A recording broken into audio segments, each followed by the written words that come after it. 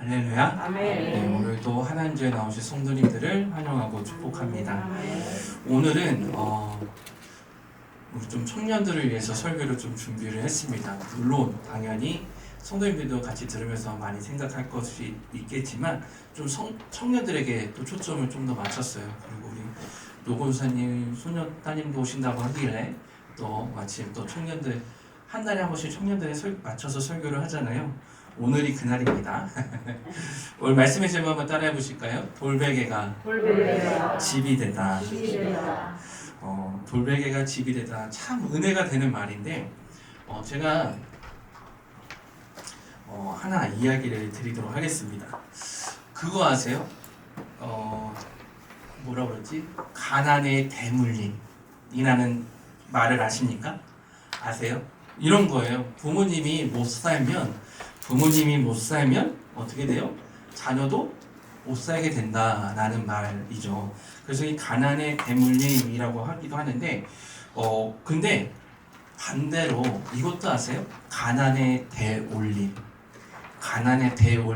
말도 있다라는 거예요. 가난의 대올림이라는 말은요 이런 거예요. 자녀 세대의 가난이 부모에게까지 올라가는 현상을 가난의 대올림이다 라고 이야기를 합니다. 이게 언제부터 이 단어가 나오기 시작했냐면 2010년도 후반부터 이렇게 나오기 시작을 한 거예요. 이때부터 이제 청년들에 대한 문제가 가장 크게 대두던 시기인데 청년 세대, 우리 청년들이 소득이 감소하니까 이 소득 감소하는 것을 누가 이제 책임져 주냐면 부모님들이 책임져 주게 되는 것이죠.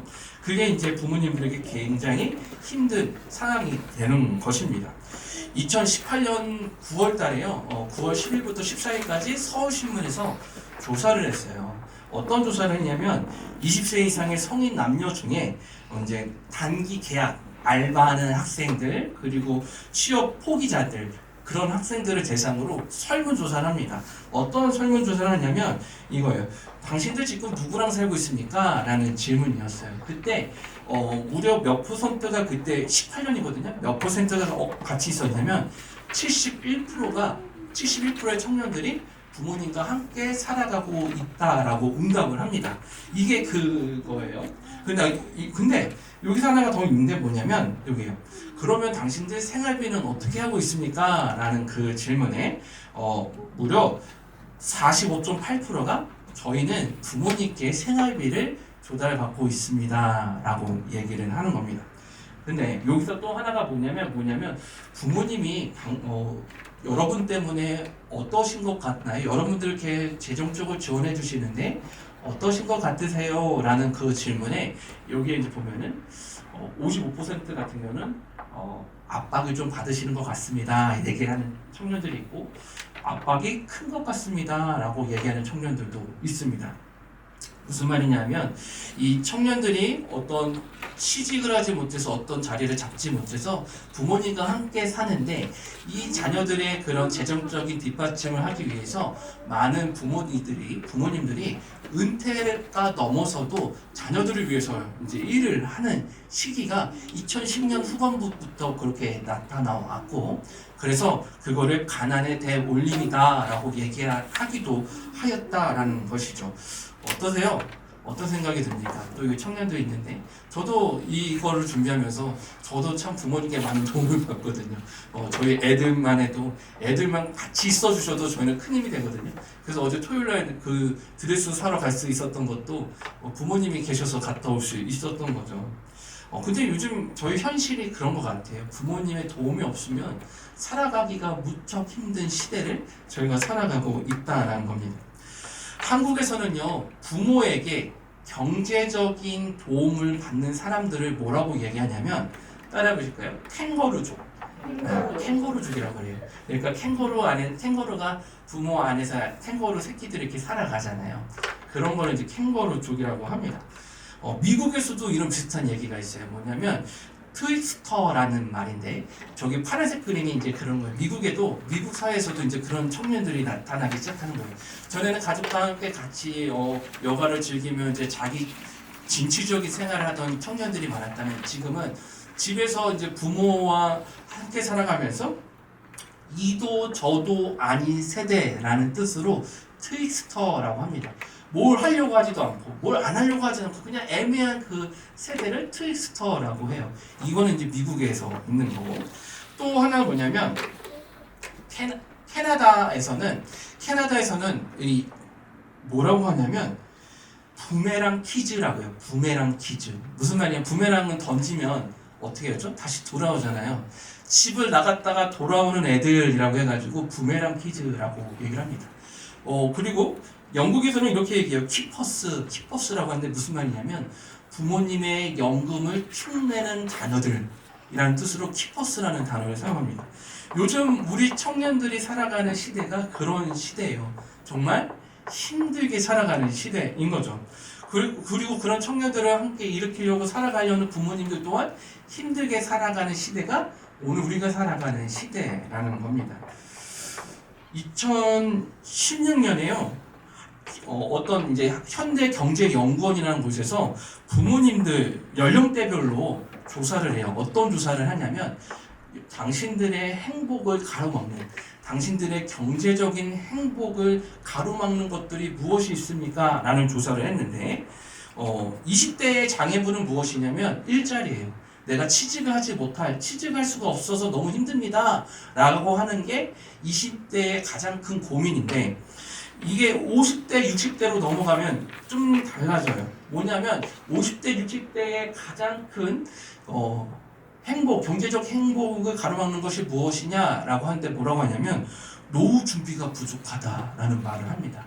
사실 이제 우리의 자녀들을 위해서 헌신하면서 살아오신 부모님들이 노후를 생각할 겨를이 없는 거예요. 그래서 지금 이렇게 만약에 나중에 어떠실 것 같아요? 그러니까 노후가 부족해서 좀 행복하지 못할 것 같아요 라고 말씀하신 분들이 굉장히 많다라는 거예요. 이게 저희가 살아가는 이 시대입니다. 그래서 자녀들이 취업이 되지 않고 맞벌이로는 자녀를 돌볼 수 없기 때문에 부모님께 자녀들을 부탁하다 보니까 부모님들은 또 그런 경제적으로 이제 이렇게 자립하고 노후를 생각하는 게 힘든 시대가 오늘 이 시대라는 거죠. 그래서요, 요즘에 너무나도 잘 나오는 이야기들이 있습니다. 뭐냐면 20대부터 노후를 준비해야 된다라고 해요. 우리 청년들 많이 들었죠? 들어보셨습니까? 20대부터 노후를 준비해야 된다라고 합니다. 그래서요, 정말 많은 청년들이 20대부터 이제 연금을 들고요. 그러니까 개인 연금을 들고 주식을 하고, 요즘에 왜 주식이 그렇게 붐이 일어났냐? 간단해요. 청년들이 20대부터 자신의 노후를 위해서 살아가려고 하다 보니까 어쩔 수 없이 주식을 하게 되는 거고, 어쩔 수 없이 부동산에 빠질 수밖에 없는 시대를 살아갈 수밖에 없다라는 것이죠. 근데 저의 이야기를 들은 우리 청년들도 마찬가지겠지만 우리 성도님들도 어떤 마음이 드시냐면, 야, 참 막막하다라는 생각이 드시지 않습니까? 왜냐면 우리 청년들은요 너무 안타까운 거예요. 왜냐면 청춘을 가지고 무엇을 해보고자 하는 꿈도 제대로 실행해보지 못한 채 우리 청년들의 노후를 위해서 살아가는 시대가 이 시대라는 거예요. 참 안타깝죠. 너무나도 막막하죠. 이것들을 잘 해낼 수 있을까? 이것들을 잘 살아낼 수 있을까? 이것들이 오늘 청년들이 가진 가장 큰 문제라는 거예요. 내가 과연 이런 것들을 다 준비하면서 살아갈 수 있을까? 나는 못할 것 같아. 그러면 나는 살아갈 수 가치가 없는 사람이야. 막 이렇게 얘기를 하는 거예요. 너무나도 힘들고 너무 팍팍한 삶을 살아갈 것 같아. 라는 생각을 하는 게 청년들의 삶이다. 라는 겁니다. 2018년에요. 10월 달에 중국에서 스촨성이라는 곳에서 한 사고가 있었어요. 어떤 사고가 있었냐면 중국의 스촨성이라는 지역은 이제 도시화가 되면서 싱크홀이라는 싱크홀 사건이 좀 자주 일어났는데 2018년 10월에 싱크홀이 생겨가지고 그곳을 지나가던 행인 4명이 그 싱크홀에 빠져서 죽는 일이 발생합니다. 근데 이 4사람에 대한 이야기가 이제 언론에 타게 되고, 언론에서 이 사람들의 이야기를 듣고 사람들이 너무 안타까워하는 거예요. 심지어 한국에서조차 그 사람들을 너무 안타까워하는데, 어떤 사람들이었냐면 처음에 2사람은 누구냐면 부부예요. 결혼한 지 4일밖에 되지 않은 부부였습니다. 그래가지고 자신들의 결혼식에 왔던 친구들에게 선물을 주려고 선물을 사고 자신들이 이제 일하던 그 직장으로 돌아가려고 했던 부부가 그곳에서 싱크홀에 빠져 죽게 된 거예요. 근데 사람들이 하는 말이 그래요. 이 두 사람이 정말 열심히 살았고 정말 성실히 살았다. 그리고 그 사람들이 그 빠지게 된 것도 친구들의 자신들의 결혼 축하해준 이들을 감사를 전하기 위해서 선물을 사다 돌아오는 길에 그런 봉변을 당했다라는 글이 이렇게 이야기가 나오게 된 것이죠. 그리고요, 나머지 두 사람은 누구냐면 부자예요. 아버지야 아들. 그러니까 멀리 돈을 벌기 위해서 타지에서 일을 하다가 그날 오랜만에 만나서 두 부자가 상봉을 해서 같이 식사를 하고 쇼핑을 하고 집에 들어가는 길. 그러니까 몇 년 만에 만난 거예요. 근데 만나서 가는 길에 그 싱크홀에 빠져서 그 부자와 그리고 부부가 봉변을 당하게 됩니다. 근데 이것을 보면서 사람들이 너무나도 안타까워하는 거예요. 이렇게 성실히 살아가는 사람들, 이런 사람들이 이렇게 죽을 수밖에 없는 현실이 너무 안타까우면서 하는 말이 뭐냐면, 아무리 그렇게 열심히 살아가도 우리는 이렇게 죽을 수밖에 없는 존재인가? 그렇게 열심히 살아갈 필요가 없는 것 같아 라는 그런 댓글들이 달리기 시작을 하는 거죠. 이게 요즘에 우리가 살아가는 시대의 모습이다라는 겁니다. 아무리 열심히 하려고 살아갔지만 옛날에 어른들은 최선을 다해 그리고 열심히 살아가. 그러면 너희들에게 보상이 있을 거예요. 물론 지금 당연한 말이에요. 그게 저희들의 삶에 가지는 당연한 태도인데, 요즘 이 시대를 살아가는 그 청년들에게는 그렇게 열심히 살아가봤자 우리에게는 아무런 도움과 아무런 이득이 되지 못하는 시대를 살아가고 있다라고 생각하는 청년들 또한 굉장히 많은 시대를 살아가고 있다라는 거죠. 제가 왜 이 말씀을 드리냐 하면, 이걸 좀 신앙적으로 한번 돌아보게 되면 저희들에게도 동일한 이야기가 있습니다. 야곱도 했다라는 거예요. 야곱이요, 지금 어떤 상황이냐 하면 에서의 장자권을 빼앗고 형이 널 죽여버릴 거야, 널 끝까지 죽여버릴 거야 라는 그 이야기 때문에 지금 아버지와 어머니의 도움으로 삼촌 라반의 집으로 도망가고 있을 때의 이야기입니다. 이 야곱이요, 돌을 베개 삼아 잠을 잤다라는 이 이야기는 야곱이요, 경험 없이 부모님의 집을 떠나 왔다는 사실을 이야기해 주기도 합니다. 왜냐하면 유목민족이기 때문에 어디 이렇게 가게 되면 자신들의 이제 잠자리들을 당연히 준비하고 가거든요. 근데 야곱은 그러지 못했어요. 근데 이 야곱이 돌베개에서 잠을 잤다라는 것은 그만큼 야곱이 자신의 처한 상황과 자신의 환경에 대해서 생각할 겨를도 없이 그냥 땅바닥에서 주저 누워 자는 그런 삶을 이야기하고 있는 것이죠. 제가요, 군대에 있을 때 최전방에 있었거든요. DMZ 안에 있는 그 수색중대라는 곳에 있었어요. 근데 뭘 하냐면 행군을 합니다. 어떤 훈련을 받냐 하면 전쟁이 나잖아요. 그러면 저희는 그 북한군이 움직이는 그 근처에서 따라서 움직이면서 보고를 하는 역할이 제가 있던 부대의 역할이었어요. 그래서 잘해야 되는 게 뭐냐면 들키지 않게 산을 타는 게 저의 그 부대의 역할이었습니다. 그래서 맨날 훈련하는 게 뭐냐면 2박 3일 그냥 2박 3일 산 타는 훈련을 하는 거예요. 그래가지고 산 타는 훈련하고 100일 정도 최전방에 있다가 다시 이제 휴식할 때는 그런 훈련을 계속 받는 겁니다. 하루는 그 훈련을 받고 부대에 도착했는데 제가요, 그냥 부대 운동장에서 잠이 들어버렸어요. 너무 잘 잔 거예요. 그래가지고 너무 하고 자고 있다가 아무리 이렇게 얼굴을 쳐도 못 일어나더래요. 그래가지고 결국에는 들쳐업고 갔다 그렇게 얘기를 하거든요. 제가 그때 뭐였냐면 무전기를 들고 다니는 그런 병사였어요. 그러니까 소대장 뒤를 쫓아다니면서 그 20km 군장에 그 무전기를 같이 들고 메고 등치가 좋잖아요. 그래가지고 제가 그걸 했는데 죽을 뻔했어요. 저 그때. 그래가지고 그런 역할을 했던 거죠. 근데 야곱도 마찬가지라는 거예요. 야곱이 그렇게 돌베개를 베고 잘 수밖에 없었던 상황은 자신의 그 삶이 너무나도 힘들고 공고했기 때문에 어떤 자신의 자리를 어떻게 편히 마련할 생각도 하지 못하고 거기서 누워서 자는 야곱의 모습을 저희는 발견할 수 있습니다. 근데 제가 이런 상상을 해봐요. 어떤 상상을 해보냐면 돌베개를 베고 자는 그 야곱의 모습. 선생님들 기도원 가시면은 방석 잘 이렇게 기대고 주무시죠. 이렇게 하다 보면 그런 상상을 해본 거예요. 참 야곱이 돌베개를 베고 자다가 하나님을 만났는데 어땠을까? 저희 막 드라마 같은데 보면 막 어머니나 부모님한테 막 이렇게 속상해가지고 혼나거나 아니면 사랑하는 사람한테 이렇게 헤어지고 나서 베개에서 누우면 눈을 똘똘 흔들면서 이렇게 자는 장면 아세요? 아마 야곱이 그러지 않았을까 막 생각이 드는 거예요.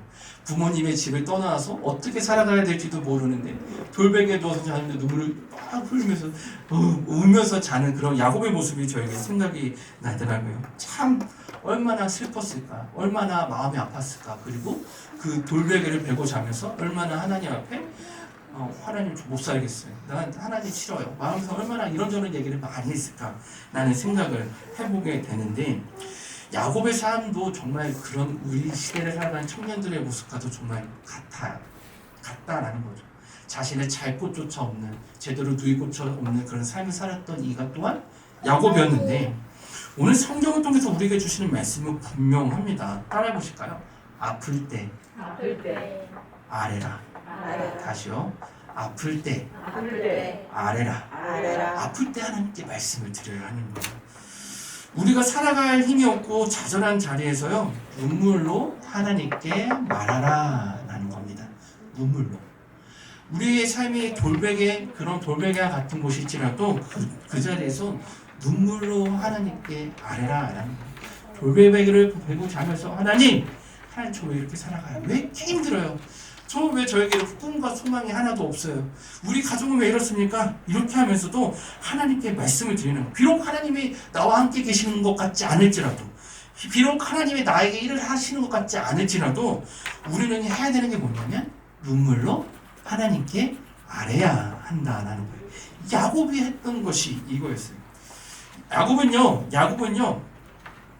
야곱은 굉장히 성공지향적인 신앙인이었습니다. 그러니까 하나님을 믿었던 것도 맞아요. 그래서 야곱이 생각했던 것은 되게 근사했던 건데 이런 거죠. 저도 어렸을 때 생각해보면 하나님이 축복을 주신다는 게 굉장히 근사했던 것만 생각이 들어요. 그러니까 예를 들어서 영적인 축복을 구한다면 막 성령의 은사를 받고 막 저의 입을 통해서 하나님의 막 권능의 제가 예전에 그 설교 시간에 얘기했던 거죠. 하나님 저희 입술을 통해서 한 번만 말씀하시면 그렇게 쉽게 끝날 걸 왜 이렇게 돌려 말씀하시냐 막 이렇게 얘기했던 거 기억나시죠? 그런 것만 생각했는데 야곱도 마찬가지예요. 야곱도 그런 축복을 얻으면 되게 모든 게 좋아 보였을 것 같아요. 재물이 넘칠 것 같았고 집이 그럴싸해질 것 같았고 많은 자식들과 많은 그런 짐승들 많은 재물들을 가질 것 같았는데 이것이 하나님이 주시는 축복이라고 생각을 했었는데 이게 야곱이 생각했던 것과 달랐다는 것이죠. 그래서요 야곱은 사실 하나님을 사랑하고 하나님의 그 장자가 되는 축복권을 원했던 사람이었지만 야곱이 생각했던 신앙은 하나님이 주시는 그 장자의 축복을 얻기 원했던 신앙이었지만 하나님은 그런 야곱을 통해서 다른 하나님을 말씀해 주세요. 야곱이 생각했던 것은요 야곱이 생각했던 하나님은 어떤 하나님이냐면 나의 생각 틀 안에서 움직이는 하나님을 원했던 게 야곱이었어요. 근데 이 돌베개에서의 경험은 어떤 하나님을 만나게 되냐면 하나님은 야곱의 환상 속에만 계시는 하나님이 절대 아니다 라는 것을 오늘 말씀을 통해서 이야기를 해주십니다. 근데 어떤 경험을 하게 되냐면 하나님은요 어떻게 역사를 해주시냐면 푹신한 침대 같은 편안한 삶 속에서 존재하시는 하나님을 이야기하시는 것이 아니라 하나님은 아무것도 없고 아무것도 꿈꿀 수 없고 슬픔이 가득한 그 강야에서 하나님은 야곱을 만나주시는 하나님이다라는 것을 보여주셨다라는 거예요. 믿으십니까? 그래서 이것을 기억하셔야 돼요. 하나님은 아무것도 없는 그런 광야 같은 곳, 아무것도 꿈꿀 수 없는 곳, 하나님을 바라볼 수도 없는 그곳에서 하나님은 야곱을 만나 주셨다라는 겁니다. 그래서 11절, 12절 말씀을 저같이 한번 읽어보도록 하겠습니다. 11절, 12절 말씀 읽겠습니다. 시작. 한 곳에 이르러는 해가 진지라 거기서 유숙하려고 그곳에 한 돌을 가져다가 베개로 삼고 거기 누워 자더니 꿈에 본즉 사닥다리가 땅 위에 서 있는데 그 꼭대기가 하늘에 닿았고 또 본즉 하나님의 사자들이 그 위에서 오르락 내리락 하고. 아멘. 야곱이 잠이 들었는데 하나님의 환상을 보게 됩니다. 천사들을 마주하게 되고요. 하나님의 영광을 마주하게 되는 것이죠. 야곱은 여기서 깨닫게 되는 거죠. 나의 삶은 정말 희망이 없다라고 생각했고 나는 쫓겨가는 인생이야. 나의 인생에 그 어떤 것도 볼 수 없어 라고 생각했던 야곱이었지만 이곳에서 하나님을 만나는 경험을 통해서 하나님은 이곳에서도 나를 만나 주시는구나. 내가 그전에 생각했던 하나님의 축복, 장자의 축복이 정가는 다른 축복이었구나 라는 것을 발견하게 되는 것이죠. 16절 말씀이에요. 16절 말씀 읽도록 하겠습니다. 시작. 야곱이 잠이 깨어 이르되 여호와께서 과연 여기 계시거늘 내가 알지 못하였도다. 아멘. 야곱이야 하나님의 환상을 듣고 하나님 음성을 듣고 잠이 깨어서 하는 말이 이거예요. 아이고야, 하나님이 여기 계셨건 나는 알지 못하였구나 라는 말을 하는 거예요. 무슨 말이냐면 하나님은 실패 속에서도 계시고 성공 가운데서도 계시고 서러운 가운데도 계시고 그리고 외로움, 쓸쓸함 그리고 불편함 속에서도 계시는 분, 함께 하시는 분이 누구시냐? 하나님이시다라는 것을 야곱은 깨닫게 된 거예요. 사랑하는 성도님들, 이 깨달음이 성도님들에게도 있길 소망합니다. 하나님은요, 잘 아시죠? 하나님은 성공을 통해서 만나시는 분이 아니에요. 하나님은 성공이라는 선물을 들고 기다리는 산타클로스가 절대 아닙니다. 하나님은 풍요함을 통해서 만나시는 분이 아니라 뼈저린 실패를 경험하고 강야로 도망쳐 나온 것 같은 실제로 패배자의 삶을 사는 쓸쓸하고 외롭고 눈물 나는 우리의 삶 속에 계시는 분이 하나님이세요. 이것을 믿고 깨달으시는 저와 성도님들 되시길 바랍니다. 하나님은 딱딱한 돌베개를 벤 것 같이 불편하고 괴로운 현실 속에서도 함께 하시는 분이 하나님이세요. 이것을 믿으시는 성도님들 되시길 바랍니다. 결국 야곱은요, 자신의 처절하고 어려워 보이는 삶 속에서 자신과 함께하고 있었던 하나님에 대해서 분명히 마주하게 됩니다. 그 고통과 그 아무것도 보이지 않는 그 소망의 자리에서 하나님을 마주하게 되니까 16절에 놀라운 고백이에요. 이거예요. 과연 여기 계셨거늘. 이 야곱의 놀라운 고백이 엄청난 고백이에요. 이 문구는 야곱이 깨달은 그 신앙적인 깨달음에 대해서 이야기를 합니다. 야곱이 베델에서 경험했던 경험은요, 하나님을 분명히 깨닫고 나와 함께 하신 하나님, 이거를 분명히 마주했는데 제가 성도님들께 여쭤보고 싶은 게 있어요. 이 야곱이 배달했던 경험들을 성도님들께 동일하게 여쭤봅니다. 사랑하는 성도님들, 여기 계신 하나님을 아십니까?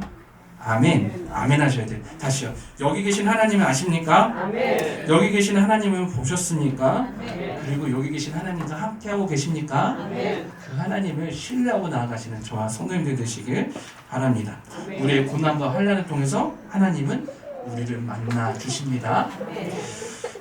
제가 설교 시간에 자주 하는 이야기가 있어요. 뭐냐면 하나님의 말씀을 약속을 붙들어라 라는 말씀을 너무나도 자주 합니다. 왜냐하면 이 말씀은 창세기부터 시작된 말씀이었기 때문에 그래요.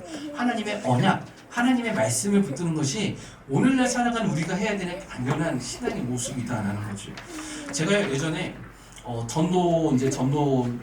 전도팀을 운영하면서 예전에 이제 서울 온누리교회 박인숙 권사님이라는 분이 있어요. 온누리교회 이제 전도를 담당하시는 사역자가 아니라 성도님이세요. 근데 너무나도 이 사역을 너무 잘 담당하시니까 이제 세미나를 다니시는 권사님이셨는데 이분을 한번 교회에 초청한 적이 있습니다. 그래가지고 막 이제 전도 세미나를 듣는데 이분이 전도를 가실 때마다 그분이요, 본인이 이렇게 저는 아무것도 할 줄 몰라, 말도 잘 못해요 라고 얘기하는데 이분이 전도를 할 때마다 하나님께 마음과 지혜를 구하고 상대방이 어떤 필요를 가지고 있는지를 구한대요. 그러니까 하나님, 제가 만약 송목라 권사를 만나면 하나님, 이 송목라 권사한테 어떤 게 필요할까요? 어떤 말씀이 필요할까요? 이렇게 기도를 한다는 것이죠. 그렇게 구하고 그 사람에게 말을 건다라고 합니다. 근데 그럴 때마다 하나님께서는 이 권사님께 주시는 것이 있대요. 뭐냐면 말씀이에요. 말씀을 주신다는 거예요. 그래가지고 누군가와 소통하라는 말씀을 주신 그 말씀도 그 성경 구절을 통해서 주신다라는 거죠. 그래서 누군가를 위해서 전도할 때 항상 성경으로 말씀을 하나님의 말씀으로 그렇게 선포하고 전도를 했다라는 거예요. 그래서 전도 대상자에게도 죽음을 앞둔 사람들에게도 호스피스 이제 전도겠죠. 그런 이들에게도 말씀으로 이제 어떤 성경 구절을 전하면서 전도를 하게 된 거예요. 이게 결국 이 권사님에게 능력이 되었고 그런 전도의 기쁨을 얻는데 부족함이 없는 권사님이 되었다라고 얘기를 합니다. 제가 성도님들과 같이 이야기하고 싶은 건 뭐냐면 하나님의 말씀은 목사만 선포하는 것일까요? 하나님의 말씀은 목사만 선포하는 것이 아닙니다. 저는 어떤 목회자냐면 만인 제사장이라는 그거를 믿어요. 그러니까 목사만 제사장이 아니라 하나님을 예배하는 모든 성도가 하나님의 제사장이라는 것을 저는 믿습니다. 왜냐하면 성경에 나와 있기 때문에. 그렇기 때문에 성도님들의 입술 통해서 선포되어지는 말씀 또한 능력이 있을까요? 없을까요? 있어요. 이게 성경이 말하는 아주 놀라운 거예요. 다만 저는 그 하나님의 말씀을 좀 더 쉽게 그리고 필요한 부분을 말씀을 전하는 그런 사역자라면 성도님들은 그것과 달리 이제 제사장, 동일한 저와 같은 제사장들이신 거예요.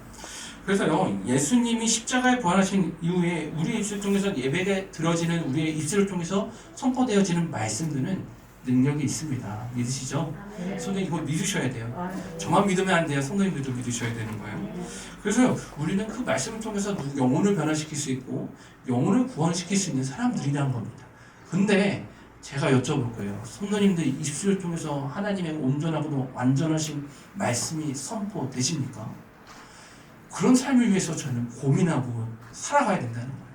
야곱에 보여주는 그 삶의 모습은 결국 뭐냐? 과연 하나님 여기 계셨다라고 이 말은 뭐냐면 이제 그 하나님의 말씀을 대로 살아가고자 했던 야곱의 고백, 그것을 믿습니다. 저의 평생의 그것이 저의 고백입니다라고 고백하는 이 야곱의 모습이 여기 담겨져 있는 것 아니겠습니까?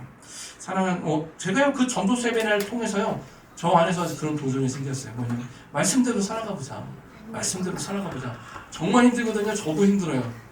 저도 힘듭니다. 그래서 저도 항상 좌절하고 낭망합니다. 제가 이번 주에 저희 화요일날 전도했잖아요. 우리 권사님들 많이 오셨어요. 그래가지고 전도까지 했어요. 근데 그 다음날 애들 왔을까요? 안 왔을까요? 안 왔어요. 안 오니까 어떻겠어요. 저에게도 막 급박해진 거. 전도를 해도 영원히 올 수 있나? 이런 생각이 드는 거예요. 저도 그래요. 근데 말씀대로 살아가보는 거예요. 저는 그냥 저희들은 뿌리는 자로 살아가보고 그러면서 하나님께서 하시는 것들을 바라보는 것이죠. 오늘 말씀의 야곱은 그 하나님께서 야곱의 끈 가운데 나타나시고 말씀하시니까 그것을 붙드는 거예요. 그래서 하나님은 야곱에게 이렇게 얘기를 하십니다. 야곱아, 내 자손이 사방으로 퍼져나가고 내 자손이 그 땅의 티끌과 같이 그렇게 복을 받게 될 것이야 라고 얘기를 해요. 13절부터 15절까지 말씀인데 제가 같이 한번 읽어보도록 하겠습니다. 읽겠습니다. 시작.